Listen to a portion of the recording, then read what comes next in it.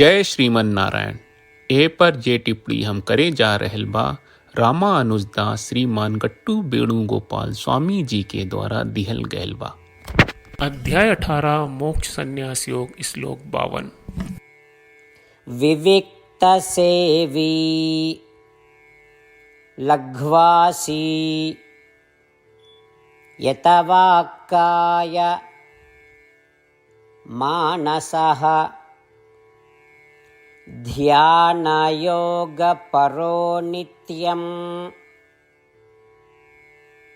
वैराग्यं समुपाश्रितः।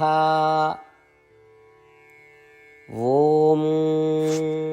गीताचार्य श्री कृष्ण परमात्मा अर्जुन समेत हमनी सबके मोक्ष संन्यास योग सिखा रहल बानी। परमात्मा कह रहल बाड़न, हे अर्जुन सुनी, ध्यान के अवस्था प्राप्त कइला के बाद परम ब्रह्मा के प्राप्त खातिर जौन अभ्यास करे के बा ओकरा के हम बतावत बानी।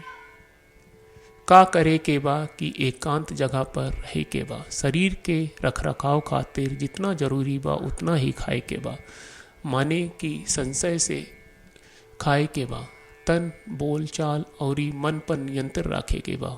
मतलब कि रौरा आपन तन बोलचाल और मन के ऐसन ढाल देवे के चाहिए कि तीनों ध्यान खातिर उपयुक्त होके रौरा रोज ध्यान करे के चाहिए। रौरा हमेशा आत्मा के स्वभाव के याद रखे के चाहिए। आत्मा के अलावा दूसर चीजन से रौरा द्वेष उत्पन्न करे के चाहिए। द्वेष कैसे पैदा होला? अगर रौरा आपन से अलग दूसरा चीजन के दोष बार बार याद रखत बानी ता उ लोग के प्रति द्वेष पैदा हो जाला, इच्छा कम हो जाला और त्याग पैदा हो जाला। ई तरह से रौरा त्याग के अभ्यास करे के चाहिए। ई कह के श्री कृष्ण परमात्मा की प्राप्ति के साधन के क्रम बता रहल बाड़े। यही से श्री कृष्ण परमात्मा के उपदेश के याद करत हमनी के शरीर के निर्वाह खातिर जरूरी भोजन ही लेई, रोज ध्यान करी, आत्मा के हमेशा स्मरण करी, सांसारिक चीजन से वैराग्य या द्वेष के अभ्यास करी, श्रीमन नारायण की सेवा मन के हर काम करी, श्रीमन नारायण के प्राप्त के उद्देश्य बनाई, केवल श्रीमन नारायण की शरण लेके और श्री कृष्ण परमात्मा के वचन के श्लोक के रूप में जैसन बा वैसे ही दोहरावे के कोशिश करी जा।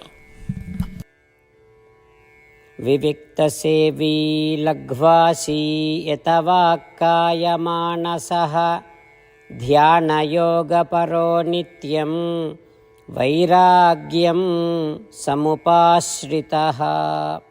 श्रीमद् भगवत गीता का पूरा सार श्री कृष्ण परमात्मा ने अध्याय 18वें के श्लोक 65 से 70 में 8 काम करे खातिर दिले बाड़े। श्री कृष्ण कहले, हम ओ लोगन से प्रेम करनी जो लोग इन 8 बातन के मान तारे।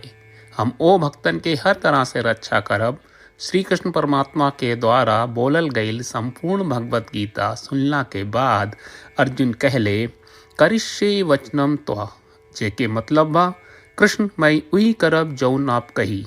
यही कारण बा श्री कृष्ण अर्जुन के हर तरह के सफलता आ विजय प्रदान करेले। आई परमात्मा के आपन व्रत देई कि हमनी के ये 8 गौ कर्म के पालन करी जा।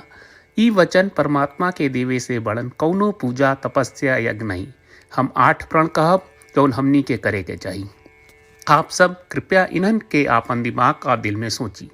श्री कृष्ण के आपन वचन देवे के ई तरीका में हमनी सबकी कल्पना करे के चाहिए कि श्री कृष्ण का चेहरा खुशी से चमकत बा और खुशी के एहसास करत बा। जय श्रीमन नारायण। यहाँ हमनी के 8 वादा बा।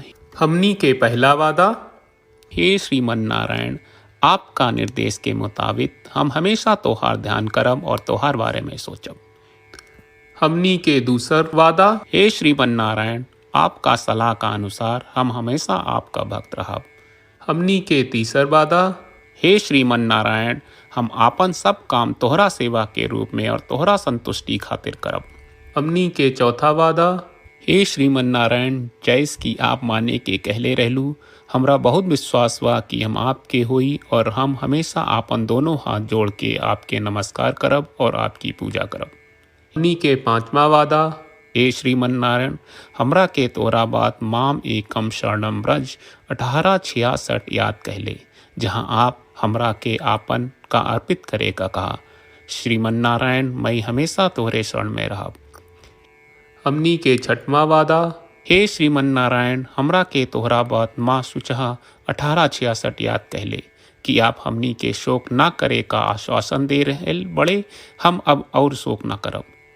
हमनी के सातवां वादा, हे श्रीमन नारायण, आपने हमरा खातिर श्रीमद् भगवत गीता के वितरण करके हम सबके कृपा कहले और आशीर्वाद दहले बा। हम वादा करत बानी कि रोजाना कम से कम एक श्लोक पढ़ब या सुनब। हमनी के 8वां वादा, हे श्रीमन नारायण, आप गीता के पूरा मानवता तक ले गयलू। हम गीता में आपके दिव्य वचन के उन भक्तन तक पहुँचावे के प्रयास करब जे गीता से अपरिचित बा। हे श्रीमन नारायण, हम उई करब जौन तू करे का कहब।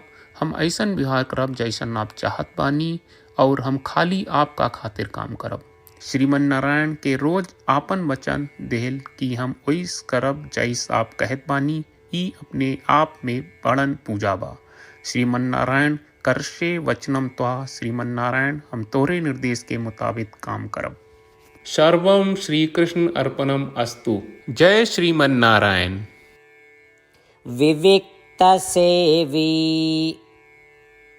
लघ्वासी यतवाक्काय मानसः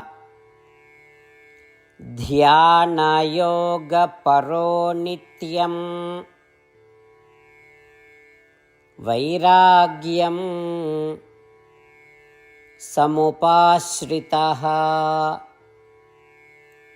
ओम विविक्तसेवी लघ्वासी यतवाक्काय मानसः ध्यानयोगपरो नित्यं वैराग्यं समुपाश्रितः। जय श्रीमन नारायण। सब भक्त लोगों से विशेष अनुरोध बा, जीवन में हर चीज में हमनी के तत्कालिक और प्रभावशाली परिणाम की अपेक्षा रहेला। एकरा खातिर आइए रोजाना 1 मिनट के समय निकालल जाए और नारायण आश्रम पढ़ल जाए। नारायण आश्रम प्राप्त करे खातिर नारायण आश्रम वेबसाइट पर जाई, जो www.narayanashram.org है, और पंजीकरण में आपन नाम और ईमेल दर्ज करी। आपके द्वारा प्रदान कईल गई ईमेल पर आपका एक नारायण आश्रम PDF प्राप्त हुई। PDF में एक रामायण श्लोक, एक गीता श्लोक और एक विष्णु नामम बा। ये तीनों के मिल के नारायण आश्रम कहल जाला। हर व्यक्ति के ये श्लोक के अलग अलग संयोजन मिलेला।